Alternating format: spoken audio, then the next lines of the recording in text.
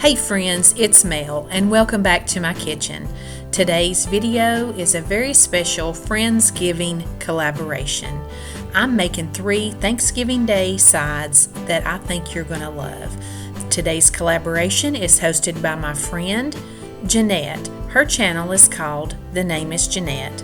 She got a few of us ladies together and is hosting a big Friendsgiving meal. Everybody's bringing something different to contribute to the dinner. I will be sure to leave Jeanette's channel and the playlist in my description box. Be sure and check out all the wonderful videos and take a look at Jeanette's channel. You're going to love her. There is not another lady who is any more fun and happy than Jeanette. She has a wonderful channel and is a wonderful friend. I know that you're going to love her.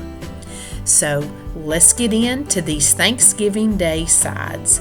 The first dish that I'm making is a broccoli cornbread. Into a mixing bowl, you're going to start with 8 ounces of cottage cheese. Then you're going to throw in a cup of shredded cheese. I like to use frozen diced onions in all of my recipes to make it so quick and easy, and I just season it up with some salt and some pepper.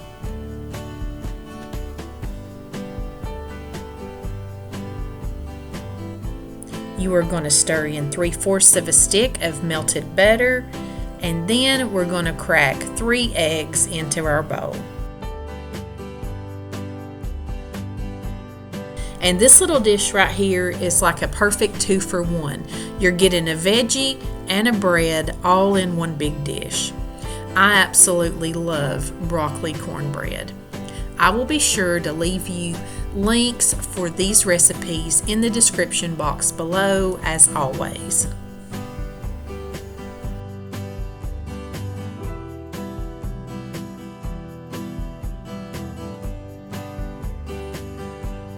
And I use a 12-ounce bag of chopped broccoli, and I have cooked it up some and drained all the water off of it. You want to get all the broccoli and the wet mixture incorporated in thoroughly.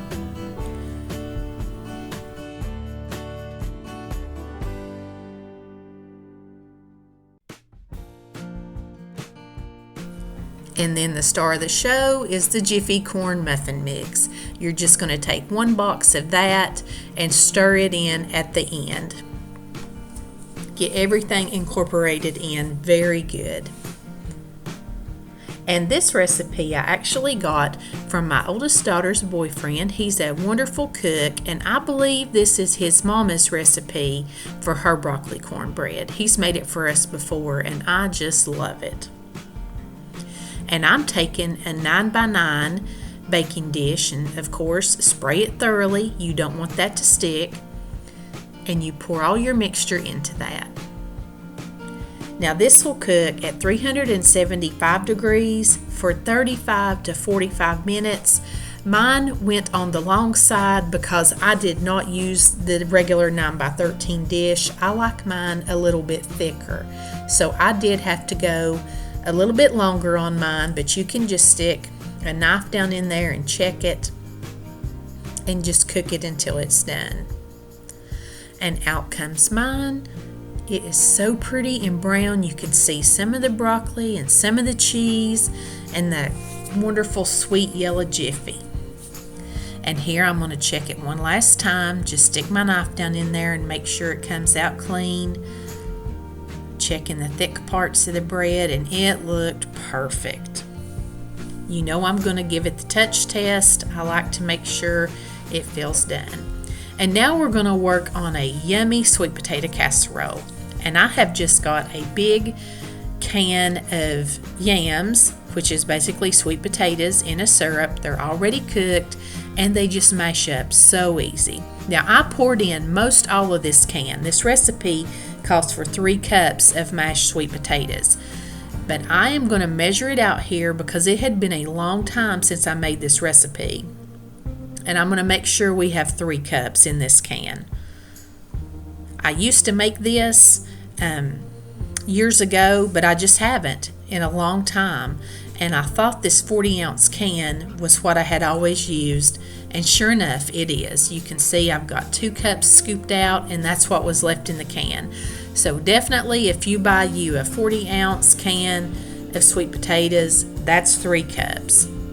And all of these recipes are so forgiving. If you get anywhere close to the right measurements, these things are going to turn out. Y'all know you could cook you real sweet potatoes, peel them and cook them and mash them, but you know, why would you do that? Everything I make is easy but tasty.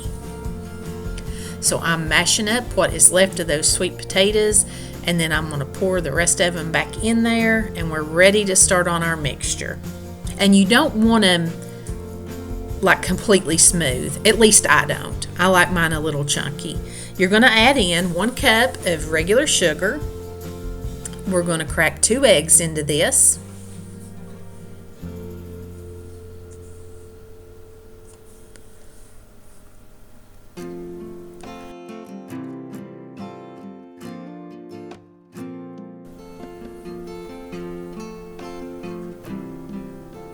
We're going to put in 1 teaspoon of vanilla.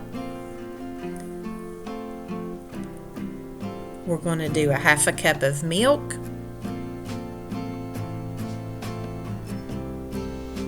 And it calls for 1/2 teaspoon of nutmeg, but y'all know I just keep pumpkin pie spice, and that's what I used. Going to put in 2 tablespoons of flour.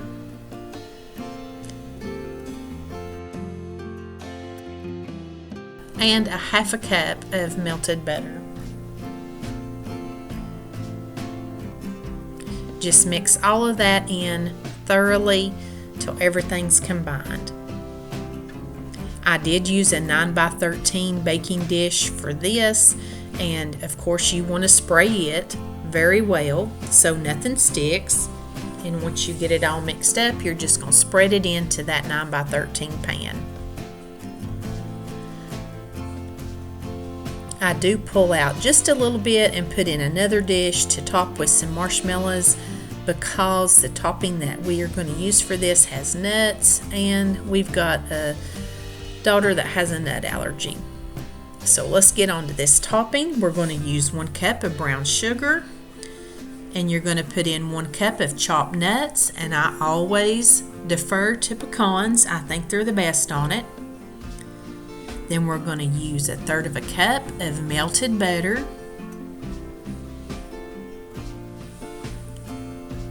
And a 1/2 cup of flour.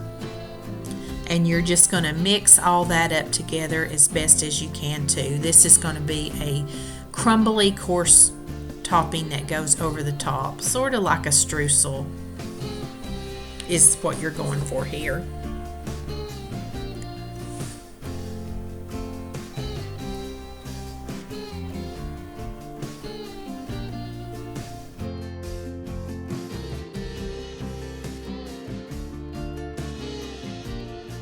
Then you're just going to take your hands and make sure it's all mixed in good together and just crumble it all over the top evenly. You don't really want to push this down into your sweet potatoes. It's heavy and dense enough. It will go in a little bit on its own, but I'm just crumbling it over, and I try to spread it out where I may have a little too much in one spot, but I'm not pushing it down into the sweet potatoes. And this is going to bake in a 350 degree oven for 25 to 30 minutes. Now this is a dish that you could make up the night before and bake it up on Thanksgiving. It's another 2-for dish. It's like a vegetable and a dessert all in one. That topping is amazing. These are the best sweet potatoes. And the last dish that I'm making, it's specially for you, Jeanette, and we call it Redneck asparagus. You just take a loaf pan and spray it, and you're going to take 1 can of asparagus, drain it off, and put it in your loaf pan. I'm just making a little bit because there's just me and one of my daughters that will eat this. And you're going to take you some cheese whiz. It's like a canned jarred cheese processed something. I don't even know what Cheese Whiz is, but I put mine in the microwave and warmed it up a little bit, and then I'm just going to stir some milk into it, enough to make it creamy. Now, when I first went to work, when I was about 18 years old, we had a big Thanksgiving dinner every year. And Mama Sarah, she was like everybody's mama. She would get some of us young girls down there, and we would get all the food out. And right before we ate, Sarah would mix this up. And I had never had asparagus, and she kept telling me that I would love it. Sure enough, Sarah fixed this up, and I fell in love with it. She said, now I've got to put that together just right before we eat, because you can't let it sit. It's not a good leftover dish. You want it hot and you want it crispy, because when it sits there, it will get soggy. But you're just going to put that cheese mixture over your asparagus, and then you're going to take plain old potato chips. Now I'm using lightly salted, because you all know I'm all about health food. I do really like these lightly salted Lay's though. And you're just going to crush them up and put them all over the top. This is a very unassuming dish. I don't have a recipe for this. I don't know if this was something that Sarah made up. I don't know where this came from, but every time I eat it, I have such fond memories of Sarah. She was such a good woman. She took all of us young girls under her wing. She was a mama to every one of us. And you're going to bake this at 400 to 425 degrees for 10-20 minutes. You just watch it. When your potato chips get golden brown and everything is bubbly, it's done. So I'm going to give you an overview here. I did make a few extra things. I made some mashed potatoes, and those are my daughter's sweet potatoes with the marshmallows. I just made some box stuffing and some packaged gravy. There is our yummy cornbread, our sweet potato casserole. I had made some soup earlier this week, and I had some leftover rolls from that, and just some Oscar Mayer cutting board turkey that I heated up. I knew that I really wouldn't get to eat all the other ladies' delicious food, so I had to fix a little something extra to feed my family. This meal was yummy. Guys, I hope that you have a wonderful Thanksgiving. I am so thankful for you. And if you are looking for some holiday recipes, be sure and check out the playlist below, and be sure and go over and check out Jeanette's channel. And as always, until I see you again, I'm sending you love from my kitchen.